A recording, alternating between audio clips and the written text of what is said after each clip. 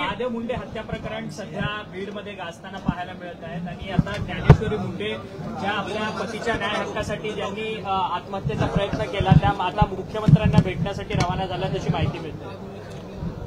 हो, ते मला सुद्धा माहिती झालेलं आहे आणि त्या माऊलीची काय चूक आहे। 21 ऑक्टोबर 2023ला महादेव मुंडेंचा हत्या झालेली आहे। अद्यापही ते आरोपी त्या ठिकाणी सापडत नाहीत। म्हणून आता विष पिऊन झालं आणि माननीय मुख्यमंत्र्यांनी वेळ दिलेली आहे, तर निश्चितपणे ते त्यांचं गाऱ्हाणं जे आहे ते मुख्यमंत्र्यांच्या पुढे मांडतील आणि ते मांडल्याच्या नंतर त्यांना न्याय मिळेल अशी अपेक्षा आहे। अण्णा, रोहित पवार देखील काल मस्साजोगला जाऊन आले। ते देखील म्हणतात की आकाचे संपूर्ण जी काही टोळी आहे ती आता देखील सक्रिय आहे।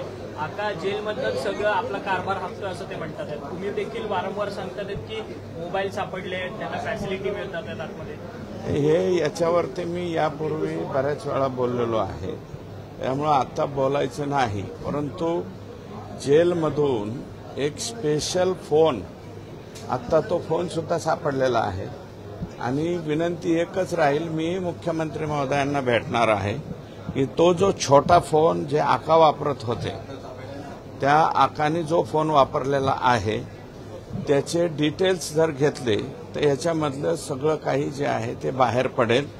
महादेव मुंडेंचं हे जे प्रकरण आहे हे प्रकरण सुरुवातीला मी स्वतःच त्या ठिकाणी काढलेलं आहे। तत्पूर्वी कोणी या प्रकरणावरती बोलत नव्हतं, सर्वात अगोदर मी बोललेलो आहे। अजित पवारांनी धनंजय मुंडे यांना पुन्हा मंत्रिमंडळात घेण्याचे संकेत दिलेले आहेत। या सगळ्या गोष्टीकडे कसं पाहता? कारण की त्यांना दिलासा मिळालाय, न्यायालयीन दिलासा कृषी घोटाळ्यामध्ये। नाही, अजून त्या बाबतीत मी काही बोलू शकत नाही, तो त्यांच्या पक्षाचा प्रश्न आहे। परंतु या बाबतीमध्ये मला वाटतं प्रकाशदादा बोललेले आहेत, मला काही त्याच्या बाबतीत बोलायचं नाही। परंतु त्या क्लीन चिटच्या अगेन्स्ट काही लोक सुप्रीम कोर्टामध्ये त्या ठिकाणी जाणार। सोमनाथ सूर्यवंशी प्रकरणामध्ये आता सुप्रीम कोर्टाचा एक महत्वाचा निकाल आलेला आहे। सुप्रीम कोर्टाने उच्च न्यायालयाचा निकाल जो आहे तो कायम ठेवत पोलिसांवरती गुन्हे दाखल करा असे आदेश दिले। या बाबतीमध्ये माननीय मुख्यमंत्री महोदय निर्णय घेतील। या एवढ्या मोठ्या केसच्या बाबतीमध्ये मी बोलणं उचित नाही।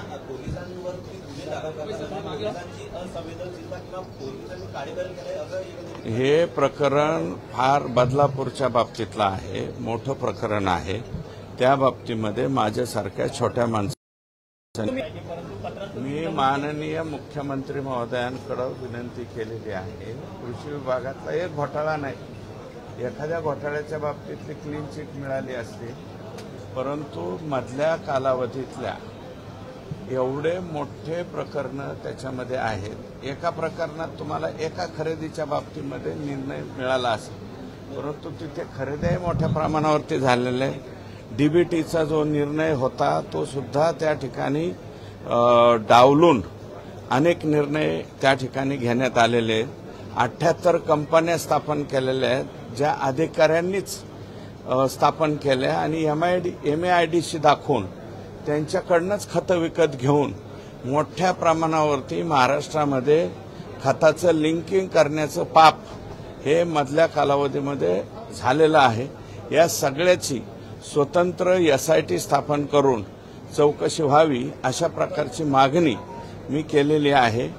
जे चौकशी अधिकारी नेमलेले आहेत त्याच्यावरती मी ऑब्जेक्शन घेतलेलं आहे आणि आता मुख्यमंत्री महोदयांकडे जाऊन साहेबांना सांगून त्याच्या संदर्भातली पीक विम्याच्या बाबतीतली सगळ्याच प्रकरणामध्ये SIT स्थापन करावी अशा प्रकारची मागणी केली। कृषी मंत्री धनंजय मुंडे यांच्याच वेळेस हा सगळा गैरकारभार झालाय का आणि त्यांच्यासोबत असणारे वाल्मिक कराड हे त्या सगळ्या घोटाळ्यामध्ये इन्व्हॉल्व आहेत का? 100% त्यांच्याच कालावधीतले हे सगळे प्रकरण आहेत आणि त्याच्यावरती हे स्वतः कितपर्यंत कृषी खातं चालवत होते हा संशोधनाचा विषय, कारण खाली ज्या सगळ्या बैठका घ्यायच्या त्या आकाच घेत होते।